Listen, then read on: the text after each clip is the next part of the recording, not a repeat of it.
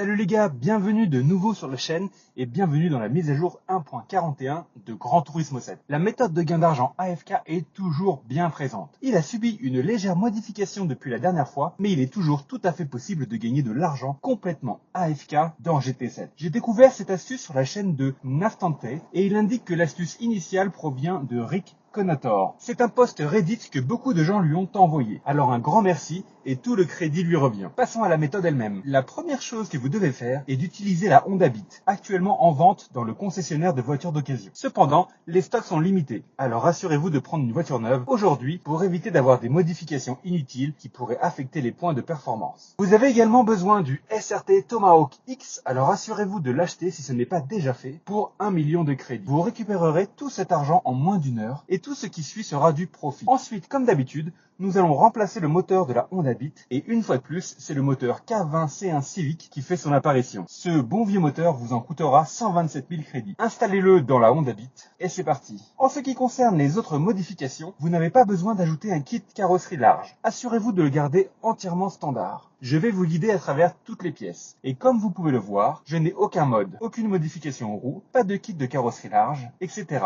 Même la cage de protection, laissez-la telle quelle. Laissez tout tel quel. En termes de feuille de réglage, voici les paramètres. Moteur K20 Civic 2020, pneus dur confort à l'avant et pneus souples de course à l'arrière, suspension entièrement personnalisable, avec hauteur de caisse est réglée au maximum à 180 pour les deux, barre anti-roulis à 10 pour les deux, compression à 40 pour les deux, extension à 50 pour les deux, fréquence naturelle à 320 à l'avant et 335 à l'arrière, angle de carrossage négatif à 6.0 à l'avant et 0 à l'arrière, angle de braquage à 1.0 vers l'intérieur à l'avant et 0 à l'arrière, différentiel entièrement personnalisable avec couple à 60, accélération à 60 et frein à 25, nitro installé comme d'habitude, et réglage entièrement personnalisable de la transmission de course réglé à 170, et suivez ensuite ces rapports. Assurez-vous que votre rapport final est réglé à 3500.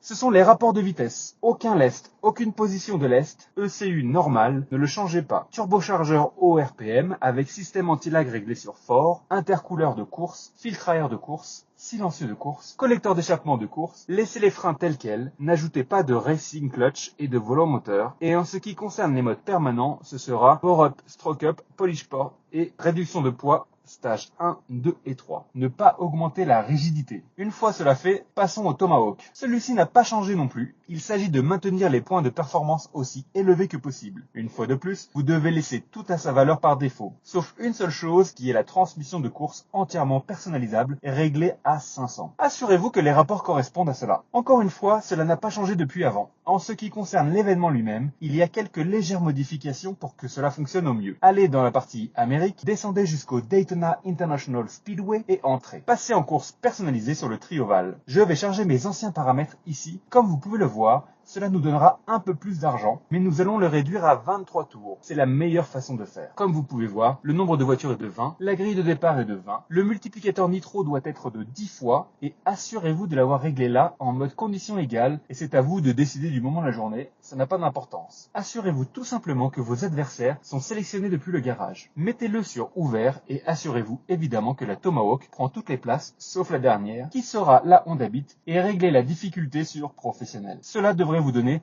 326 000 crédits. La meilleure façon de jouer avec la manette, c'est d'activer le capteur de mouvement pour incliner la manette. Assurez-vous ensuite d'avoir quelque chose sous le côté gauche de la manette pour qu'elle bascule légèrement vers la droite. De cette façon, la voiture fonctionnera tout le temps et ne perdra pas trop de vitesse. De plus, cela réduit un peu les chances d'avoir un joystick défectueux. Et cela permet à la voiture de rouler beaucoup plus vite dans l'ensemble. Je pense qu'il y a une différence d'environ 3 à 4 secondes selon la façon dont vous avez poussé la voiture contre le mur. Donc je recommande de glisser quelque chose en dessous du côté gauche de la manette. Je pense avoir utilisé mon bloc-notes ou quelque chose comme ça pour le soutenir. En ce qui concerne la voiture, une fois que vous arrivez au deuxième tour, votre véhicule devrait commencer à dépasser les Tomahawks eux-mêmes. Comme vous pouvez le voir, ils vont vous aider un peu avec l'aspiration. Mais vous devriez avoir pratiquement tout le peloton dépassé d'ici la fin du deuxième tour. Comme vous pouvez le voir ici, la voiture va contre le mur complètement AFK, puis commence à dépasser le reste du peloton. J'ai entendu des gens dans les groupes de discussion PSN dire qu'ils faisaient en moyenne des temps au tour d'environ 52 secondes à plus de 56-57 secondes par tour, donc il semble y avoir une différence en fonction de la distance à laquelle vous poussez la voiture contre le mur. Ma moyenne était d'environ 55 à 56 secondes par tour. Dans l'ensemble, vous devriez compter environ 20 à 21 minutes pour accomplir cela et pour une seule course. Pratiquement comme la Bart, un peu plus lent dans l'ensemble et évidemment la récompense elle-même a été réduite. Donc en général, vous mettrez environ 20 minutes pour accomplir la course pour une récompense totale. Cela signifie que vous pouvez le faire environ 3 fois par heure. Et du coup, c'est une méthode qui s'ajoute à celle qui existait déjà avant la version 1.40, Sardaigne, Le Mans et Tokyo. Donc encore une fois, ces événements ne sont toujours pas vraiment pertinents si vous voulez gagner de l'argent tout en faisant d'autres choses. C'est toujours donc la meilleure façon d'y arriver avec un système complètement AFK et depuis la mise à jour 1.41. Donc nous terminons l'événement. Allons jeter un coup d'œil aux temps globaux. Vérifions le tour le plus rapide et ensuite nous examinerons le paiement lui-même. Presque toujours la prime pour une course propre, je n'ai jamais eu d'échec pour le moment. Comme vous pouvez le voir, la Beat 91 va dépasser tous les Tomahawks d'environ 25 secondes avec tous ses paramètres. Nous n'avons pas réussi à obtenir le tour le plus rapide et notre temps total était de 21 minutes 29 secondes pour cette course. Encore une fois, c'est assez moyen pour ce véhicule. En termes de paiement, c'est 489 000 crédits avec la prime de course pour une course propre à chaque fois. Vous pouvez donc le faire environ 3 fois par heure et obtiendrez donc une somme décente d'environ 1,4 million par heure. Complètement AFK